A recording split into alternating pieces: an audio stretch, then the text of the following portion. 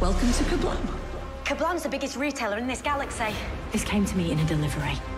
A man is missing, and I don't think he's the first. I might start to suspect that you're responsible.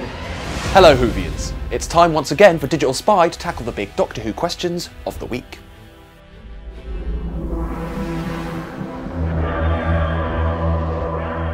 Kerblam delivered old-fashioned thrills as it pitted our heroes against an army of robot postmen, but while Series 11's latest episode was a near-perfect package, it did leave us with a few unanswered questions. Consider the following customer feedback. Question 1. How come Ryan didn't blow up the TARDIS? Kerblam bubble wrap is not to be popped. Ryan and the Doctor even have to remind Graham of that fact in this week's closing scene. But wait a second. Rewind back to the beginning of the episode, shortly after the delivery bot drops off the Doctor's parcel. Ryan picks up the bubble wrap it's packaged in and quite clearly pops a couple of the bubbles. You see and hear him do it. So why didn't this bubble wrap go boom? Well, back in 1976, Doctor Who established that the TARDIS exists in something called temporal grace, which means a weapon can't be discharged inside. This plot point has been discarded and picked up again as convenient, but maybe the revamped TARDIS has reinstalled this particular innovation. Either that, or this is a massive goof, but surely not. Question 2. How exactly does Kerblam's delivery system work? Kerblam is somehow not only able to locate the TARDIS while it's in flight, but also penetrate the ship's outer shell. Pretty impressive stuff, given that your average Earth retailer can struggle to deliver to a first floor flat.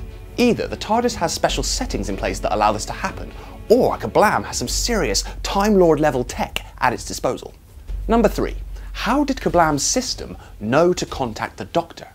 In its hour of need, how exactly did the system know to reach out to the Doctor, righter of wrongs and adjudicator of fair play throughout the universe? Most likely it didn't. The plea for help was probably printed on every single one of the package slips that Kerblam was beaming out into the universe, and the Doctor was simply the first person to respond. Either that, or something in the Doctor's purchase history tipped the system off to her heroic tendencies. Probably wasn't the Fez that did it though. Number 4. When did the Doctor order that Fez? The 11th Doctor's first Fez was destroyed by Amy and River's Song in the 2010 episode The Big Bang, but he promised he would buy another, and so it appears he did. We saw another of the Doctor's Fezes confiscated by Queen Elizabeth I's guards in 2013's The Day of the Doctor, so it's also possible this isn't the first time he's ordered a replacement. As for why it took so long, again, for Kerblam to have found the TARDIS at all is something of a miracle, so we'll forgive them for having missed the estimated delivery date.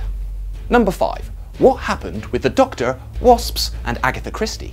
For once, this isn't an allusion to an adventure that occurred off-screen. Kerblam sees the Doctor refer to the events of the Unicorn and the Wasp. That 2008 episode saw the 10th Doctor and Donna meet famed author Christie and battle the Vesperform, a giant shape-shifting alien wasp, obviously. And question 6. What's going to happen in episode 8? Next week's episode is The Witchfinders and sees Team TARDIS back in time once more. The Doctor, Ryan, Graham and Yaz arrive in 17th century Lancashire and become embroiled in a witch trial.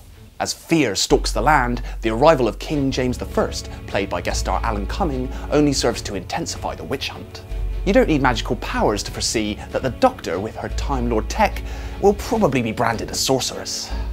Let us put the accused to the test. Thanks for joining us. For more Doctor Who news and features, be sure to head to digitalspy.com.